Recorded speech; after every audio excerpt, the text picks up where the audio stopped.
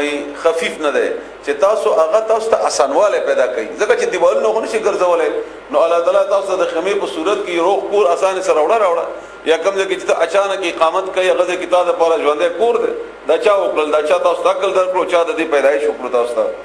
یوم ذعنکم پس ورځ د سفر د تاسو و یوم او باغ ورځ اقامتکم چې تاسو اقامت کوئ اني پاتې کېدو د تاسو ومن اصوافها او د دې وړیونه اصواف صوف جمع ده دا د ګډي بيزي د دې وړو ته ویل کی لکه موږ تاسو د افغانستان خلک خاص کر لینسی تیجنه جوړي او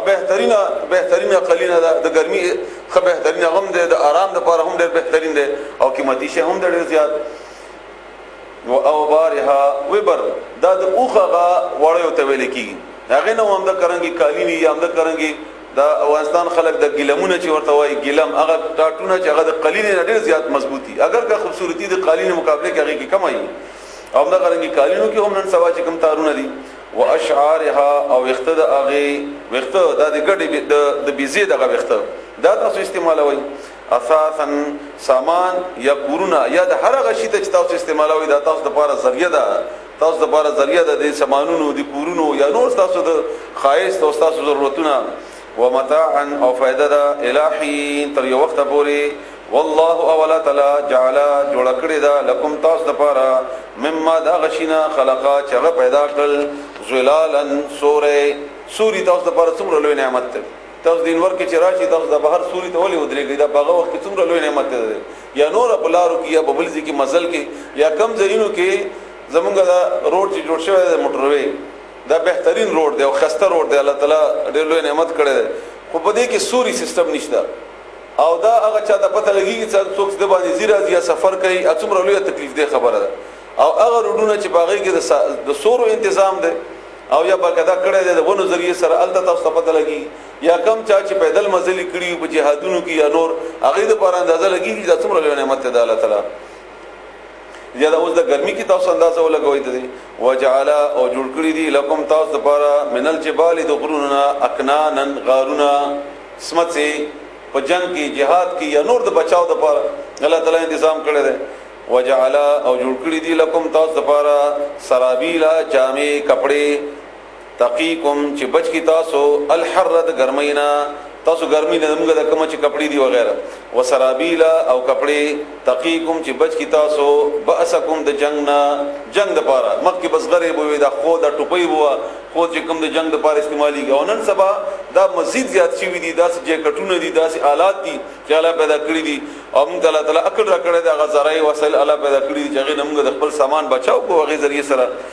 كذلك هم دغرنگي يتم اغبو ركي نعمته اخبل نعمت عليكم پتا سباندي لعلكم دد پارا چتاسو یا شاید چتاسو تسلمون مسلمانان شي تابع شي حکم مانی د الله تعالی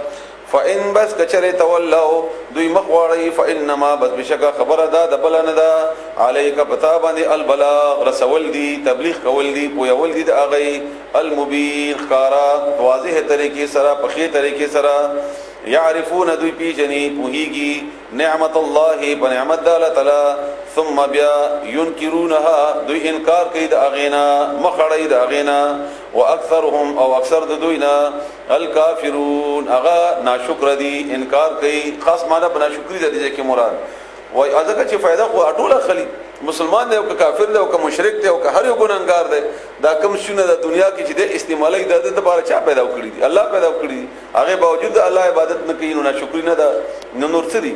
ويوم او باغ ورځي نبعثو چې موږ براباسو من كل امه د هر یو امتنا شهیدا یو غوا ثم بیا لا یؤذنو اجازت نشي ورکوله للذین او خلقتا کفروا چې کفر کړی وي ولا هم او نه بدوي یستعتبون د دوی عذر به قبل ولې شي یا نه بد دوی توبه قبل ولې شي هغه وخت به توبه نه قبليږي هغه وخت به حالت ختم شي او د شهید معنی می تاسو ته د شهادت بار بار کړی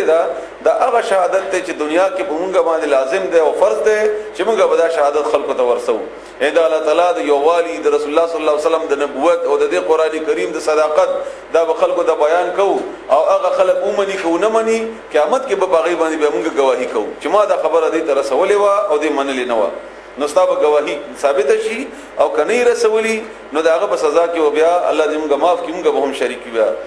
واذا او هر کلا را الذين را چې وګوري الذين اغه خلق اغه کسان ظلمو چې ظلم کړو العذاب عذاب فلا يخففوا نکم بنکړل شي عنهم داغوینا ولا هم او نه باغویتا ينذرون مهلت ورکړل شي. لفظي معنا د مهلت ته او د دې معنا حقیقت کې چوټي ده، یعنی په دې عذاب کې بدی ته وقفه نه وي چې نن چوټي ده او نن خیر دې آرام وکړي د اورځ پکې یا 2 منټ پکې یا 1 سکند پکې، نه دا به مسلسل وي. الله دې موږ تاسو بچ کړي دې نه.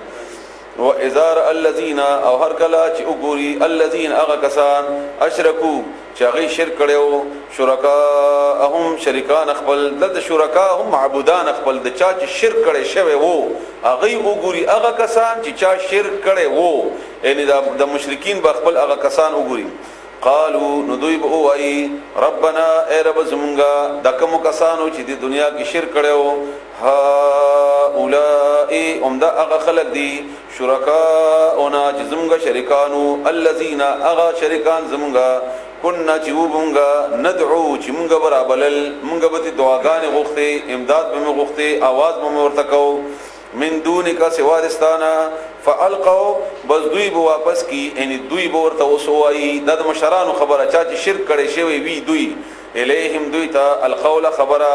انکم بشکتاسو لکاذبون دروغجن یی تاسو دروغ وای دی به خالص د دی هغه عبادت نه منکر شي ځکه چې خبر نه دی ایده څه پته ده چې زما په قبر باندې څه کوي یا ما نه دې څه غواړي یا ما د بارا یا چغي وای یا ما په امداد کې راغواړي، نو هغه به وای تاسو دروغ وای تاسو موږ عبادت کړه او حقیقت هم ده هغه به خبر کیم الله تعالی ده دینه الله نه بعید نه چې الله خبر کی، نو چې الله خبر کی نو عبادت خو حقیقت کې هغه نه ده شوی، حقیقت کې خو عبادت د شیطان شوی ده، دا خو د شیطان خبره دی منلې ده،